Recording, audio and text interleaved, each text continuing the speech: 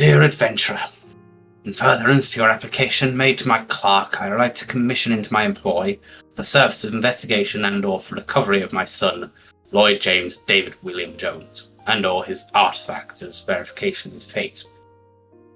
To this end, I provide now descriptions of the aforementioned. My son is a tall man of 20 years, with noble bearing and distinctive flame-coloured hair and beard. He has a sharp face and green eyes, and he dresses in the latest fashions. Upon his person he has a signatory bearing the crest of Worcester, and wears his grandfather's arming sword engraved with the fourth Earl's motto, Via Candea, Via Victor. He also had with him his travel chest engraved with his mother's nickname for him. Both I and his mother are anxious for his safe return. Thus I promote a reward of 1,000 gold pieces for either his safe return or concrete evidence of his fate. My previous investigations have concluded thusly. His last known whereabouts has reported to me by my much esteemed sea captain when he docked at Port Arthur. From there I have no knowledge of his doings or locale, but a year has passed hence, and I feel sure my son would not willingly abandon his post and family. I await your return eagerly. Yours in God, William Golding Montague Lloyd Jones, Esquire, 5th Earl of Worcester, Duke of the Province, Corridad.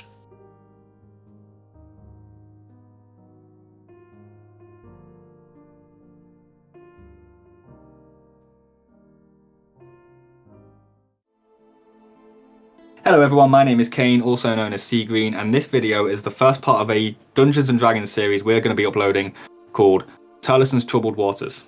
This is a D&D 3.5 campaign that my friend Zen has been running for us for about 2.5 years now. That's me. That's him. And now we've decided to take our old session recordings and make them available for the public enjoyment.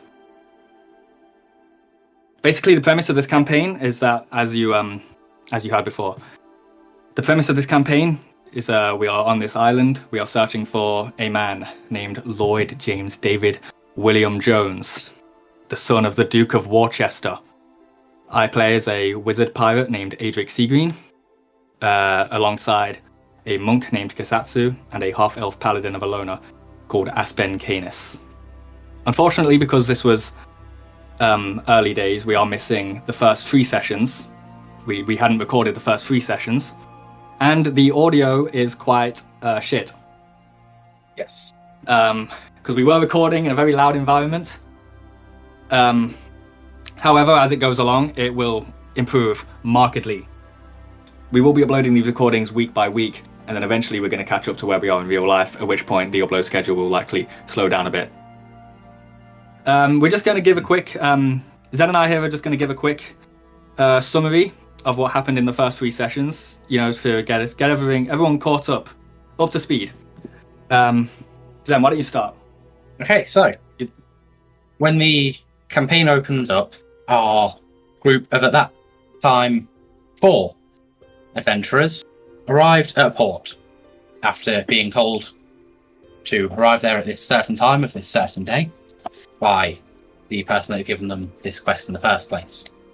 They all said their greetings and eventually made their way onto a boat that was headed for an island that at the time they didn't know was actually called Terlisen Island. It's the name of the campaign. Terlisen Island. Ooh. During the fairly long boat ride, they all became accustomed to each other to various degrees, getting to know each other and what they all did. Kisatsu had led a fairly boring life up until the point he got onto that boat. He spent his entire life in a monastery, training under his master, and when his master unfortunately passed away, he inherited the monastery alongside another pupil. They ran the monastery as a sort of duo for quite a while, with Kisatsu bringing a more serious tone, as you will see from him in the future. And eventually he was told that while he embodies some of the aspects of being a monk, he unfortunately does not have much worldly experience at all, and thus it was recommended to him that he go out into the world and try and experience something. Hence getting on the boat and travelling to the island to complete this quest. Kasatsu is a monk who needs to touch grass. Exactly My character, Adric Seagreen, is a wizard pirate who was raised by sailors who discovered him on a ransacked cruise ship as an orphaned baby, and they raised him. And then he met a wizard who trained him in the art of wizardry or sorcery because he's a sorcerer. And then eventually that wizard left. And then eventually Adric had a big falling out with the sailors, and then he ran off to become a pirate. And now he's a pirate. He's on a quest to get money to buy a new ship. Adric and Kasatsu are joined, as I said, by a man named Aspen Canis, who is a half-elf paladin of Alona, whose mother was a politician who advocated for human-elf relationships before she was unfortunately killed in mysterious circumstances. He is very silly, but he is an excellent judge of character. Yes. And they were joined by a fourth person called Lenora Idel. Yes. Who is a half-elf cleric of Pelor. Lenora's father was also a politician who advocated for human-elf relations. However, again, he was killed and she was raised with her mother for some time before, unfortunately, she also passed away. She wanted to go on this quest to try and find some purpose and to try and carry on the legacy that her parents left and do good unto the world, as her parents did. Indeed. She also has a them, very scruffy little dog. She has a little dog. His name is Pel, which is short for Pelor, which is the god that she worships. Eventually, the four of them reach the island, Terlisen Island. They dock at Port Arthur.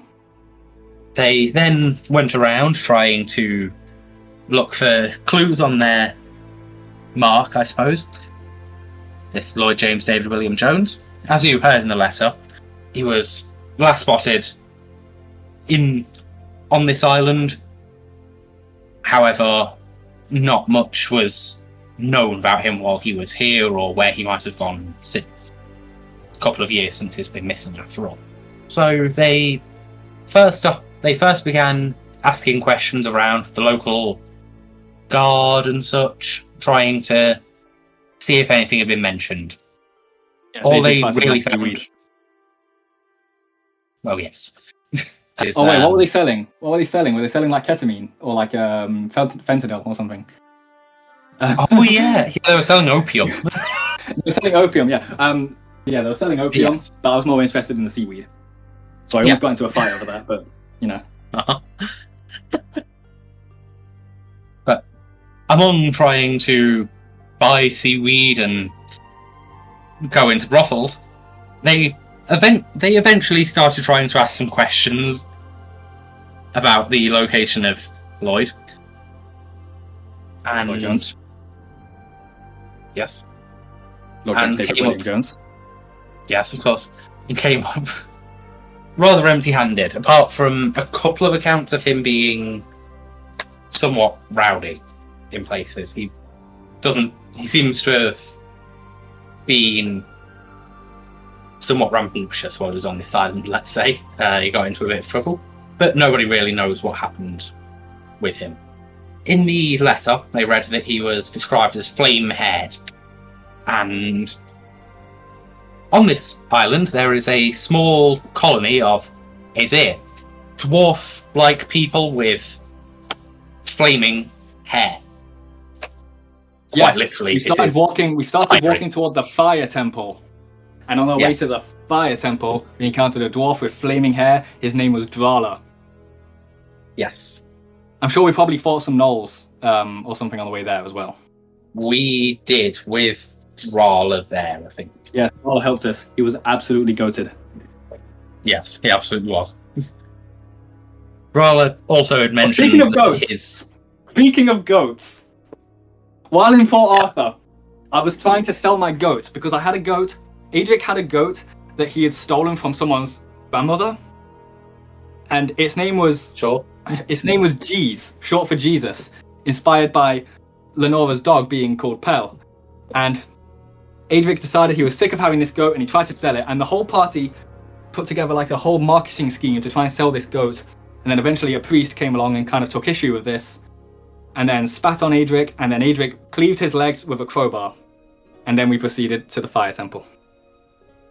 Lenora fixed it. No. Yes, indeed. I feel like that's very important to mention. Yeah, true. Give some characterization at least.